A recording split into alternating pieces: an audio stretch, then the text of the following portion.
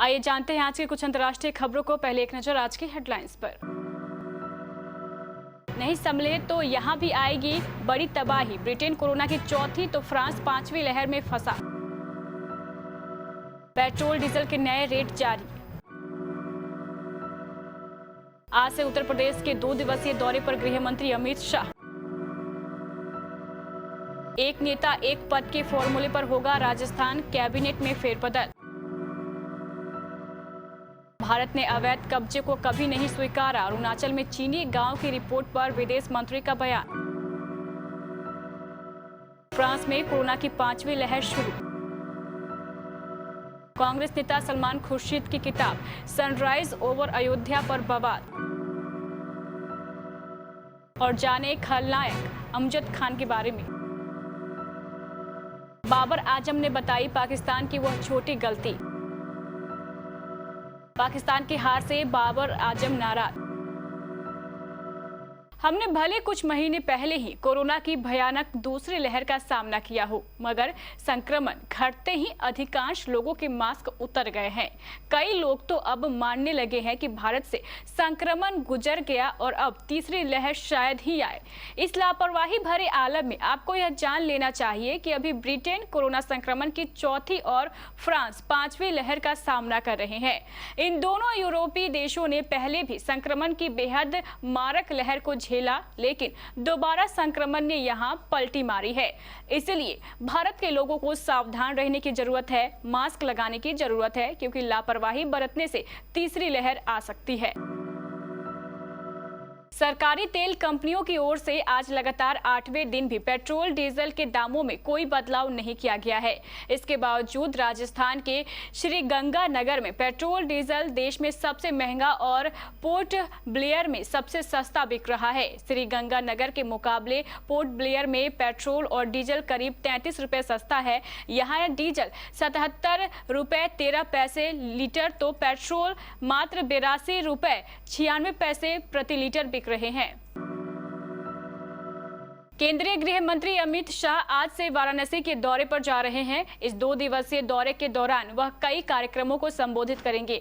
अमित शाह आज वाराणसी में एक महत्वपूर्ण संगठनात्मक बैठक लेंगे। इस बैठक के दौरान पार्टी के कार्यकर्ताओं को उत्तर प्रदेश में चुनाव के लिए जीत का मंत्र देंगे। अमित शाह दोपहर करीब 1 बजे वाराणसी पहुंच जाएंगे। बैठक में शामिल होने के लिए अमित शाह शाम 5:20 पर दीनदयाल हैंडीक्राफ्ट संकुल पहुंचेंगे। रात करीब 8:35 पर बैठक के बाद वह अमेठी कोठी पहुंचेंगे। यहां पहुंचकर अमित शाह रात्रि विश्राम करेंगे। मुख्यमंत्री अशोक गहलोत के नेतृत्व वाली राजस्थान सरकार के मंत्रिमंडल में जल्द फेरबदल की संभावना है। न्यूज एजेंसी एएनआई ने सूत्रों से बताया है कि मंत्रिमंडल विस्तार में कांग्रेस एक नेता एक पद के फॉर्मूले की नीति को लागू कर सकती है। ये मंत्रिमंडल विस्तार 15 से 20 नवंबर के बीच किया जा सकता है। एक शीर्ष सूत्र ने एएनआई को बताया है कि कैबिनेट फेरबदल में एक नेता एक पद का फॉर्मूला होगा। इस फॉर्मूले के मद्देनजर गहलोत मंत्रिमंडल के 3 वरिष्ठ सदस्यों को उनके पद से हटाए जाने की संभावना है, क्योंकि उन्हें पहले ही पार्टी में जिम्मेदारी दी जा चुकी है। राजस्थान पीसीसी प्रमुख गोविंद डोटासरा, पंजाब के एआईसीसी प्रभारी हरीश चौधरी, गुजरात के एआईसीसी प्रभारी रघु शर्मा के फेरबदल से बाहर होने की संभावना है। उन्होंने खुद पार्टी के लिए काम करने का अनुरोध किया है। अमेरिकी सुरक्षा विभाग की एक रिपोर्ट में अरुणाचल प्रदेश सेक्टर में चीन के एक बड़ा गांव बनाने की बात का विदेश मंत्री ने संज्ञान लिया है। गुरुवार भारत ने कहा है कि उसने अपनी जमीन पर चीन द्वारा न तो किसी अवैध कब्जे को स्वीकार किया है और न ही उसने अनुचित चीनी दावों को स्वीकार किया है।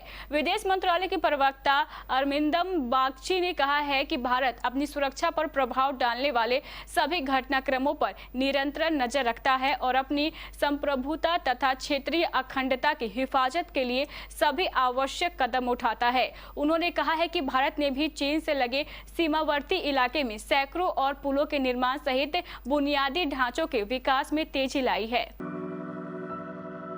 फ्रांस में कोरोना वायरस की 5वीं लहर शुरू हो गई है और देश के स्वास्थ्य मंत्री ने चेतावनी दी है। स्वास्थ्य मंत्री ओलिवर वेरेन ने कहा है कि इस ताजा लहर में कोरोना वायरस का संक्रमण बहुत तेजी से हो रहा है। फ्रांसीसी मंत्री के इस ऐलान से उन उम्मीदों को गहरा झटका लगा है जिसमें कहा जा रहा था कि कोरोना अब खात्मे की ओर है। उधर जर्मनी में भी कोरोना बहुत तेजी से बढ़ रहा है और पिछले 24 घंटे में 50,000 नए मामले सामने आए हैं। कांग्रेस नेता सलमान खुर्शीद की किताब पर बवाल बढ़ता जा रहा है। वाराणसी, लखनऊ से लेकर दूसरे जिलों में सलमान खुर्शीद की किताब sunrise over Ayodhya, nationhood in our times में हिंदुत्व आतंकवाद के मुद्दे पर विरोध बढ़ गया है। इस मुद्दे पर वकील विवेक गर्ग ने दिल्ली में सलमान खुर्शीद के खिलाफ शिकायत भी की है। वहीं उत्तर प्रदेश में विधानसभा चुनाव के पहले अयोध्या से जोड़कर लिखी गई सलमान खुर्शीद की किताब पर सियासी हंगामा शुरू हो गया है। सोशल मीडिया पर भी किताब को लेकर तमाम शिकायतें हो रही हैं। हिंदी सिनेमा के दिग्गज और मशहूर अभिनेता अमजद खान ने अपने करियर में एक से बढ़कर एक फिल्में दी थी। उनका जन्म 12 नवंबर 1940 को मुंबई में हुआ था। उन्होंने अपनी पूरी पढ़ाई मुंबई से की थी। Amjad Khan RD national college में पढ़ते थे। कॉलेज में उन्होंने जनरल सेक्रेटरी का चुनाव भी जीता था। कॉलेज के समय से ही अमजद खान थिएटर से जुड़े हुए थे, जिसके चलते उनका शुरू से ही अभिनय की ओर रुझान रहा था। अमजद खान भी बॉलीवुड के उन कलाकारों से एक थे जिन्होंने बाल कलाकार के तौर पर फिल्मों में काम किया था। इसके बाद उन्होंने अब दिल्ली दूर नहीं, माया और हिंदुस्तान की कसम जैसी फिल्मों में काम किया था। अमजद खान को हिंदी सिनेमा में अपनी असल पहचान बॉलीवुड की सदाबहार फिल्म शोले से मिली थी। यह फिल्म साल 1975 में आई थी। इस फिल्म में अमजद खान ने गब्बर सिंह का किरदार निभाया था, जो आज तक काफी मशहूर है। क्रिकेट में कहते हैं पकड़ो कैच और जीतो मैच। हसन अली इस बात को बखूबी समझ रहे होंगे। पाकिस्तान और ऑस्ट्रेलिया के बीच हुए दूसरे सेमीफाइनल में उन्होंने 19वें ओवर में मैथ्यू वेड का कैच छोड़ा। इसके बाद वेड ने शाहीन शाह अफरीदी के ओवर में लगातार 3 छक्के लगाकर मैच खत्म कर दिया। पाकिस्तानी कप्तान बाबर आजम भी हार के बाद काफी निराश नजर आए और उन्होंने इस मैच का टर्निंग पॉइंट बताया। मैच प्रेजेंटेशन के दौरान बाबर ने कहा, हमने अच्छी बल्लेबाजी की, हमने अच्छा स्कोर बनाया था, लेकिन ऑस्ट्रेलियाई पारी के अंत में हमने उन्हें कई मौके दिए। बाबर ने हसन अली के कैच का खास तौर पर जिक्र किया। उन्होंने कहा, अगर हम वो कैच ले लेते तो शायद इससे कुछ फर्क पड़ता। नया बल्लेबाज क्रीज पर आता तो उसके लिए इतनी आसान राह नहीं थी। Pakistan cricket team T20 world cup से गुरुवार को बाहर हो गई। उसे दुबई में खेले गए सेमीफाइनल में ऑस्ट्रेलिया ने 5 विकेट से हराया। पाकिस्तान ने निर्धारित 20 ओवरों में 4 विकेट पर 176 रन बनाए, जिसके बाद ऑस्ट्रेलिया ने 5 विकेट खोकर 1 ओवर शेष रहते लक्ष्य हासिल कर लिया। पाकिस्तान के कप्तान बाबर आजम इस हार से बेहद नाराज नजर आए। अपना पहला ही T20 वर्ल्ड कप खेल रहे बाबर ने मैच के बाद अपनी टीम की एक गलती को टर्निंग पॉइंट बताया।